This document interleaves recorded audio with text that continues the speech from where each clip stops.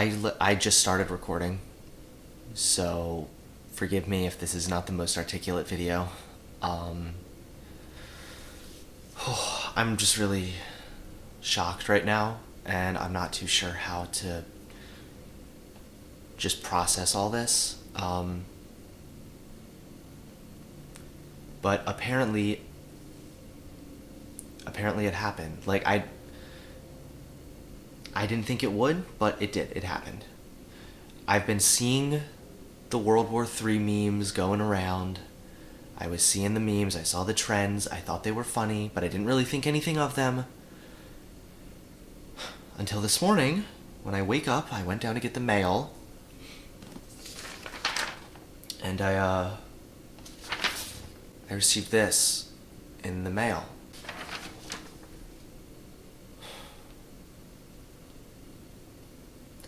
It's a letter from the US military telling me that I have been drafted for World War III. Apparently I'm beginning training at the end of next month, and then they're shipping me off to Iraq.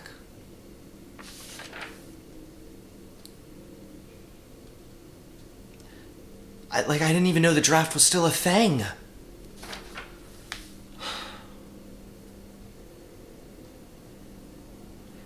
I'm just wondering if I'm ever going to be able to wake up next to my wife again.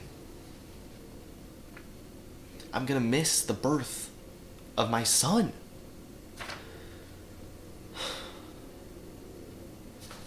I'm completely baffled. I didn't know the draft was still a thing. They say here that they saw my Fortnite gameplay and my quick snipes.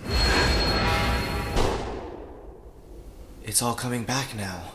Apparently the FBI was watching my gameplay, and that's one of the reasons why I was one of the first males to receive the draft notice. Apparently, Rocket League players are completely safe because the military doesn't draft girls. Alright, I really hope... No, I pray that my experience in the military turns out like Captain America. Scrawny guy somehow magically becomes buff and doesn't die.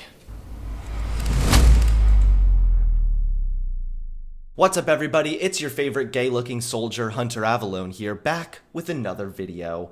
Now, today, we're going to be talking about the developing story with Iran, the US, and the possibility of a third world war. I kind of think this goes without being said, but I am not a foreign policy expert. However, I am an expert on most other things, so I do believe I can share my humble opinion with all of you on this issue specifically. As I've said, the story is developing, and by the time this video drops, I'm sure some new information will have been released, but based on the information I have now, let's begin with what exactly happened. On Thursday, January 2nd, a United States airstrike killed a man named Qassam Soleimani. Defense Secretary Mark T. Esper said the Pentagon had taken decisive defensive action against Salami, the revered military figure who had close links to a network of armed groups backed by Iran across the Middle East and, according to the United States, bore responsibility for hundreds of American deaths. This man was a criminal, a murderer, and a mastermind of state-sponsored terrorism.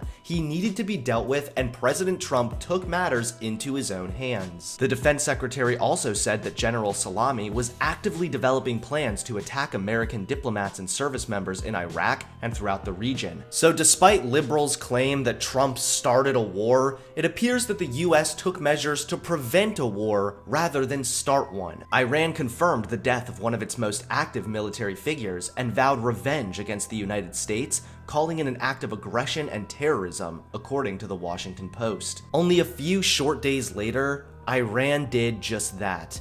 They sought revenge. According to CBS, Iran launched missile strikes late Tuesday against two Iraqi military bases that house US forces in retaliation for the airstrike that killed General Salami last week. More than a dozen ballistic missiles targeted the al-Assad and Erbil bases, the Pentagon has said. Thankfully, Iran's cheesy little missile strike resulted in 0 American casualties because we're America and they're a third world shithole. On Wednesday the 8th, President Trump spoke on the issue for about 10 minutes, saying his administration will impose fresh sanctions on Iran, but that the US is ready to embrace peace with the country.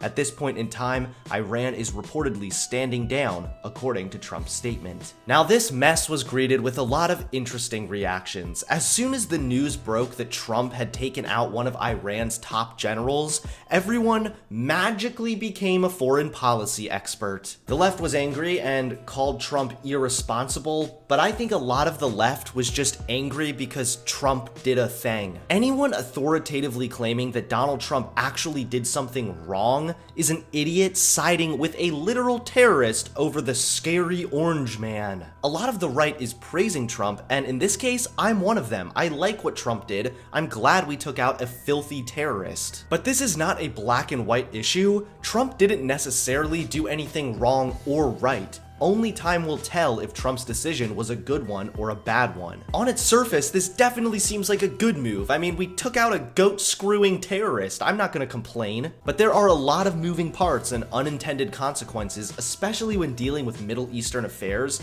and I think that's why this decision has been viewed as so controversial. It's just ignorant to claim this is 100% wrong of Trump or 100% right of Trump. We don't really understand foreign policy. I don't understand it. You don't know what the heck you're talking about. So I think in situations like these, it's best to trust what the experts are saying rather than some fear-mongering Twitter thread. So what are the experts saying? Well, unfortunately for us, even the experts are bickering about this, which is just a further testament to how complicated this foreign policy crap really is. Trump is getting some backlash from liberals because he launched this strike without first receiving congressional approval. You know, liberals were very angry about this. They thought it was very irresponsible.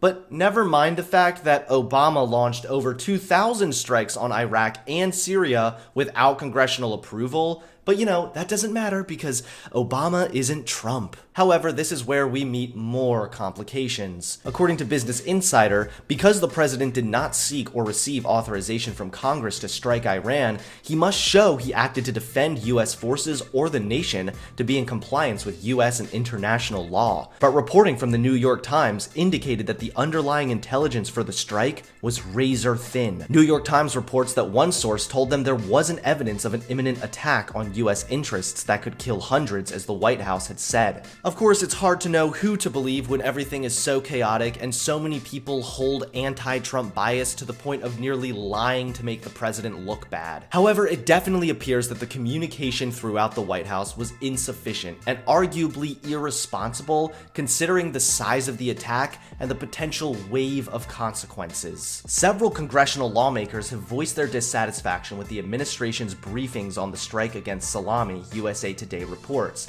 Despite all this, the Secretary of Defense is strongly supporting the decision and reiterating that this move was well justified. Soleimani was a terrorist leader of a U.S.-designated foreign terrorist organization. He's been conducting terrorist activities against us and our coalition partners for over 20 years. He has the blood of hundreds of Americans, soldiers, on his hands and wounded thousands more. To somehow suggest that he wasn't a legitimate target, I think, is fanciful. He was clearly on the battlefield. He was conducting, preparing, planning military operations. He was a legitimate target, and his time was due. In my opinion, so far, it does appear that Trump did the right thing by taking out the trash. Even more so, the Secretary of Defense is agreeing with him. I only think the White House should be doing a better job communicating, especially when it comes to decisions that could entail massive repercussions, like World War III. Which brings me to my final point.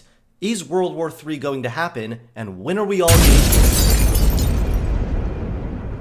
Almost immediately after the strike, World War III began trending everywhere, considering the fact that Iran has relations with other powerful countries. World War III has since become a meme, but fearful undertones still lurk behind the humorous white font. However, it does look like World War III is highly unlikely, at least right now. Neither Iran or the US has declared war, and Iran's foreign minister said on Twitter, Iran took and concluded proportionate measures in self-defense under Article 51. We do not seek escalation or war, but will defend ourselves against any aggression. So it doesn't really sound like anyone wants a war, and if we can continue following the calls of other countries for de-escalation, I do think World War III can be avoided. I certainly hope so, because one thing we most certainly do not need right now is another war. Far too often wars go on forever and become an expensive, infinite cycle of American troops being killed, usually for interests that are not shared by the general public. Besides, even if there was a huge war, would we all get drafted as so many memes are claiming? Most likely, no. So calm down. You don't need to undergo a quick gender reassignment surgery to avoid going to war. Relax, don't worry, okay? You won't have to start looking like Blair anytime soon. Davis Winky, someone who works for the Veterans History Project at Atlanta History Center and a serving officer in North Carolina's Army National Guard, tells USA Today a draft is meant to be activated in an extreme emergency, and that even a full-scale war with Iran right now would probably not meet the necessary threshold to justify reactivating the draft. Eric Fleury, assistant professor of government and international relations at Connecticut College, says, I would also say that the likelihood of a draft is astronomically small. It's militarily impractical and politically toxic. So the likelihood of the draft being reactivated and all of us scrawny gamers getting shipped off to fight an army of Aladdins is not only highly unlikely, it would be a long, controversial congressional decision. The possibility is always there, however, it's a lot like me. Extremely slim. At the end of the day, despite the controversy and the risky decision made by Trump, we have the most powerful military in the world. Why do you think Iran stood down so quickly? So far, World War III doesn't appear to be happening. Trump took out a terrorist despite his girlfriend-tier communication skills. And I think a few more people learned a very valuable lesson. No one messes with the United States of America.